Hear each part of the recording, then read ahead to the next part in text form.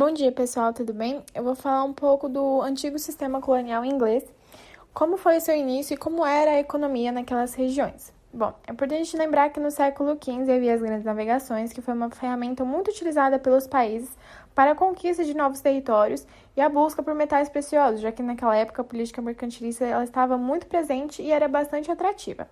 Inclusive, a coroa inglesa, que passou a investir em tropas navais e seguiu o mesmo caminho. A primeira tentativa de colonização da corte foi na América do Norte, entre os anos de 1584 e 1587. Quem comandou essa expedição foi Walter Raleigh, que foi proposta pela rainha Elizabeth I, filha de Henrique VIII. Ao chegar lá, ele chegou a fundar uma das 13 colônias, que foi Virgínia, mas não obteve resultados, já que encontrou nas terras uma forte resistência nativa. Posteriormente, no ano de 1607, a London Company, uma sociedade inglesa construída para estabelecer assentamentos coloniais na costa leste da América, voltou para lá para recuperar a colônia de Virgínia e aí dar início à colonização. É bom a gente lembrar também que naquela época estava acontecendo a Reforma Protestante e a partir da implantação da nova doutrina de Henrique VIII, que foi o anglicanismo, começou a haver perseguições religiosas para aqueles que não eram fiéis ao rei.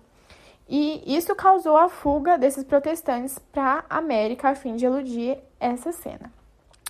Então, no ano de 1620, houve uma das expedições mais importantes onde esses puritanos, que estavam fugindo da Inglaterra, pelo navio Mayflower, tinham uma intenção de criar um povoamento na América do Norte, fundando assim, em um longo processo, as 13 colônias.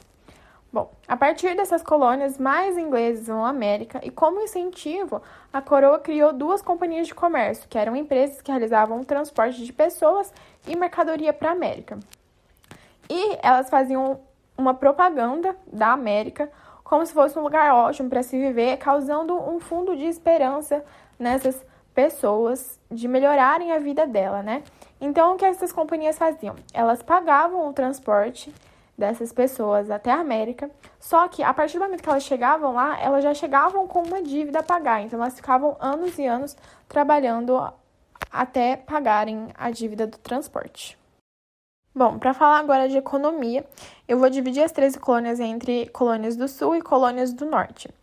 Bom, as colônias do Sul, elas tinham um clima subtropical e tinham, consequentemente, terras férteis, que tinham um bom plantio, podendo semear o que não era possível na Inglaterra, já que o clima era diferente. Em virtude disso, essa região ela passou a ser colonizada de uma forma mais mercantilista, já que era uma fonte de lucro à metrópole. Então, ali começou a se desenvolver um sistema de plantation, que era uma monocultura destinada principalmente à exportação, onde a produção principal era de algodão. E por conta disso, com a necessidade de produzir mais e mais, essa região se tornou escravista. E posteriormente, a gente vai ver mais para frente que as colônias do Norte elas queriam abolir a escravidão, porém, como essas colônias do Sul elas dependiam dessa mão de obra para obter os seus lucros, eles eram contra esse pensamento. E ao decorrer disso, é possível a gente ver até nos dias atuais que essa região do atual Estados Unidos tem os pensamentos mais racistas que os demais. Já nas colônias do Norte, lá eles possuíam um clima muito similar ao da Inglaterra, e isso fez com que a metrópole não se interessasse muito por eles, quanto se interessou pelas regiões do Sul. Então, ali começou a desenvolver o predomínio de pequenas propriedades que eram voltadas para a subsistência interna, então eles não exportavam, tudo que eles produziam, eles consumiam, e a mão de obra ali era familiar e livre. Ainda havia presença de escravos, mas era pouca em relação às colônias do Sul.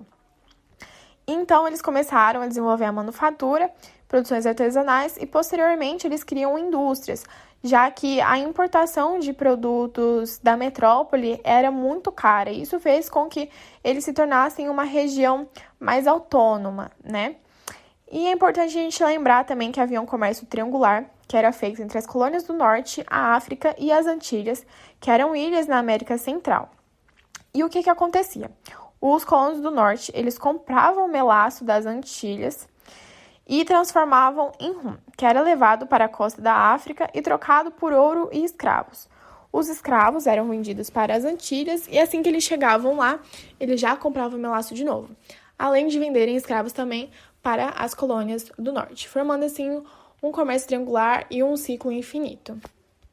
Na Inglaterra, nas colônias do norte, foram estabelecidas uma política restritiva que colocava medidas de controle comercial sobre as 13 colônias, eh, impulsionando a luta pela sua independência. Porém, apesar da vitória da Guerra dos Sete Anos, que aconteceu entre 1756 e 1763, mesmo com o expandimento dos domínios ingleses, a guerra acabou gerando vários prejuízos altíssimos à Inglaterra e aos cofres, o que levou à criação de leis tributárias que aumentavam de modo significativo os impostos sobre essas 13 colônias. Com alguns acontecimentos posteriores, essas leis acabaram se suspendendo e diminuindo taxas sobre a exportação de açúcar. O ato, que ficou conhecido como Festa do Chá de Boston, de 1773, onde carregamentos de chá trazidos pela Companhia das Índias Orientais foram jogados ao mar por colonos, evidenciando o desgaste entre a Inglaterra e suas colônias. A resposta que ao evento ocorrido em Boston, o parlamento inglês aprovou em 1774 as leis intoleráveis que impunham novas sanções às 13 colônias. Os colonos, eles reagiram a essas ações promovendo os congressos continentais da Filadélfia, dos quais resultaram a Declaração da Independência de 1776. Já em 1783, a Inglaterra reconheceu a independência dos Estados Unidos e em 1787 foi aprovada a Constituição dos Estados Unidos, na qual estabelecia a liberdade e direitos dos cidadãos fossem garantidas, mas a escravidão ainda se mantinha presente.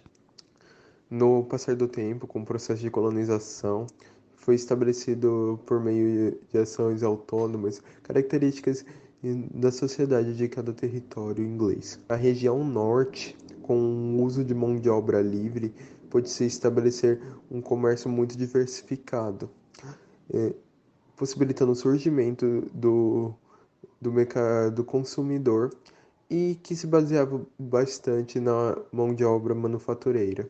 Bem antes, houve-se, no processo de colonização de povoamento, uma dificuldade com a consolidação de pequenas propriedades. Na região sul, o solo fértil, o clima subtropical e as planícies cortadas por rios navegáveis consolidaram um modelo de colonização semelhante aos padrões ibéricos. Dessa forma, com o sistema de plantation, estabeleceu-se o surgimento de grandes fazendas monocultoras, como, por exemplo, produções de tabaco, arroz, índigo e algodão.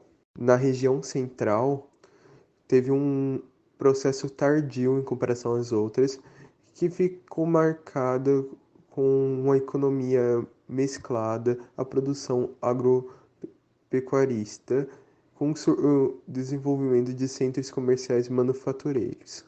Com a tomada de Constantinopla pelos turcos em 1453, o comércio entre a Ásia e a Europa sofreu um abalo. As especiarias que por ali passavam aumentaram de preço devido aos impostos que os turcos passaram a cobrar dos europeus. Por isso, comerciantes de Veneza e Gênova, que monopolizavam o comércio marítimo, buscaram alternativas para chegar às Índias.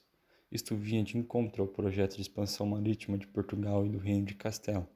Desta forma, os interesses de distintos grupos convergiram para patrocinar as navegações pelo Oceano Atlântico. Um grande navegante, Cristóvão Colombo, pensava ser possível atingir as Índias por outro caminho a oeste. Para isso, as caravelas deveriam abandonar a rota segura que margeava a costa africana e seguir pelo Oceano Aberto, uma completa loucura para a época, já que ainda acreditavam que grandes monstros habitavam aquelas águas. Precisando ser financiado, Colombo pediu ajuda aos reis portugueses, mas seu pedido foi negado. Partiu para o reino de Castela, onde sua ideia foi considerada louca por alguns, por outros fantásticas. Conseguiu convencer especialmente a rainha de Castela, Isabel I, interessada em expandir seus territórios por mais distantes que fossem. Em sua primeira viagem, acreditava-se que Cristóvão Colombo desembarcou em algum lugar perto das Bahamas, acreditando ter alcançado as Índias. Somente em 1504 desfez-se o engano, quando o navegador Américo Vespúcio confirmou tratar-se de um novo continente. Em Portugal, um grande incentivo para as grandes navegações foi a aliança entre o rei e a burguesia, que contribuiu de maneira decisiva para a expansão comercial e marítima. Nesta época, os monarcas queriam centralizar o poder no movimento histórico conhecido como absolutismo. O rei possuía prestígio, mas pouco poder e dinheiro. A burguesia tinha dinheiro, mas não poder nem prestígio. Desta forma, o rei e a burguesia apoiaram e financiaram expedições para a África, a Ásia e a América, e assim alcançar seus objetivos. Como não tinha possibilidade de expandir-se dentro da Península Ibérica, os portugueses preferiram aventurar-se no mar e oceano. Por isso, Portugal foi o pioneiro na realização de grandes viagens marítimas. Então, no início do século XV, Portugal tornou-se o centro de estudos de navegações, através do estímulo do infante Dom Henrique, o navegador. O primeiro e mais famoso, o Tratado de Tordesilhas, definiu as áreas do mundo extra-europeu, demarcando os dois hemisférios de polo a polo, deu a Portugal o direito de posse sobre a faixa de terra onde se encontrava o Brasil. Ficou Portugal com as terras localizadas a leste da linha de 370 léguas traçadas a partir de Açores e Cabo Verde, e a Espanha com as terras que ficassem ao lado ocidental desta linha. A proximidade das datas do Tratado de Tordesilhas, em 1494, e do descobrimento, em 1500, faz supor que Portugal já sabia da existência das terras brasílicas antes mesmo da expedição cabralina. O Tratado de Lisboa, de 1681, tratou da devolução da colônia do Sacramento, ocupada pelos espanhóis no ano de sua fundação. O apoio da Inglaterra foi decisivo para Portugal conseguir essa vitória diplomática. A saída das forças espanholas só se deu definitivamente em 1683.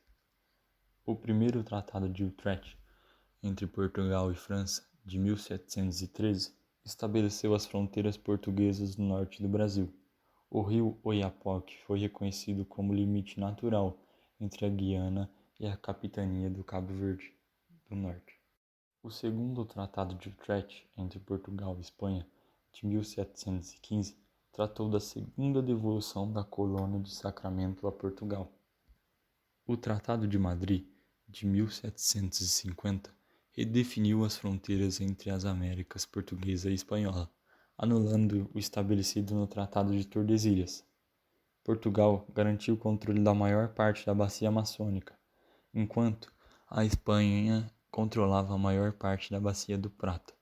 Nesse tratado, o princípio de uso capião, que quer dizer a terra pertence a quem ocupa, foi levado em consideração pela primeira vez.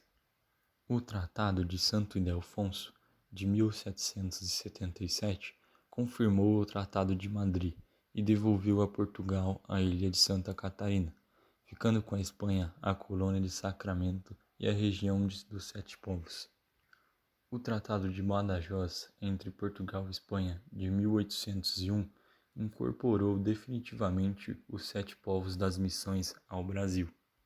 O Tratado de Petrópolis, de 1903, negociado pelo Barão do Rio Branco com a Bolívia, incorporou ao Brasil, como território, a região do Acre.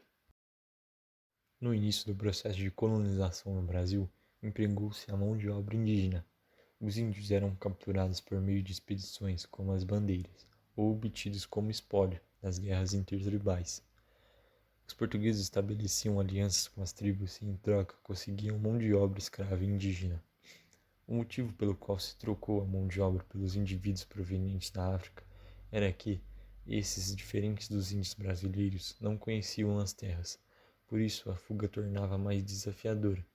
Além disso, era de extrema importância a organização da produção açucareira, e essa nova mão de obra já trabalhava com essa agricultura, principalmente na Ilha da Madeira. Também, escravizar africanos era muito mais lucrativo que escravizar indígenas, e por esta razão, os europeus preferiam investir no tráfico negreiro. Outro impedimento para a escravização do indígena foi a oposição dos religiosos, sobretudo os jesuítas, que protegiam aldeias inteiras em suas reduções para serem catequizadas. Toda essa troca estabeleceu o que ficou conhecido como comércio triangular, que iniciava com a troca de produtos manufaturados como armas de fogo, joias, aguardente, tabaco e tecidos de algodão por homens e mulheres no continente africano, trazidos nos navios chamados de tumbeiros, onde as condições eram desumanas. Esses eram trazidos às Américas e transformados em escravos, sendo trocados por açúcar, tabaco e ouro, produtos esses que eram cedidos pelos senhores de escravos. Na América Espanhola, a situação não era diferente, porém, nos locais em que não havia portos no Oceano Atlântico, a opressão aos indígenas era maior, no contexto que foi criado a encomienda, uma base de troca entre os colonos e indígenas, mão de obra por alimentos, e a mita, um trabalho mais compulsório. A economia açucareira no Brasil corresponde ao período colonial do século XVI, em que o açúcar representou a primeira riqueza produzida no país. O Pacto Colonial assegurava que tudo que fosse produzido no Brasil seria comercializado com a metrópole portuguesa, e assim foi estabelecido um monopólio comercial dos portugueses, que puderam comercializar com os outros países europeus e ficar com a maior parte dos lucros. Ou seja, a colônia produzia, entregava sua produção a açucareiros a preços baixos e comprava os escravos a preços altos.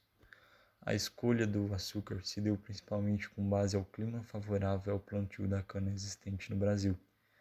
Ainda, essa era uma ótima maneira de ocupar o território e iniciar um processo colonizatório. Para a produção do açúcar, era utilizado muito da força de trabalho escravo africano, pois era uma atividade muito complexa de alta demanda de trabalhadores. Desde a plantação da cana até o trabalho nas casas de moenda dessa cana, onde o caldo era transformado em torrões de açúcar. Essa colonização agrícola se encaixa em um sistema de exploração conhecido como plantation. O sistema foi baseado no tripé da monocultura para a exploração, trabalho escravo e grandes latifúndios. Isso influenciou fortemente na organização social e definiu os quadros gerais da economia. Um ponto importante foi a formação de uma elite açucareira, em que era formada por homens livres, descendentes de europeus, conservadores e que possuíam imensas propriedades, que foram asseguradas até os dias atuais. Então, resumidamente, as características da sociedade colonial açucareira eram a estratificação social, o caráter rural, patriarcalismo, aristocratização e patrimonialismo. Com isso, entendemos que a estruturação da América Latina ainda usa como base o passado de exploração. Por causa disso, a herança histórica é uma sociedade muito desigual que é considerada um celeiro do mundo, e uma economia baseada principalmente no setor agrícola.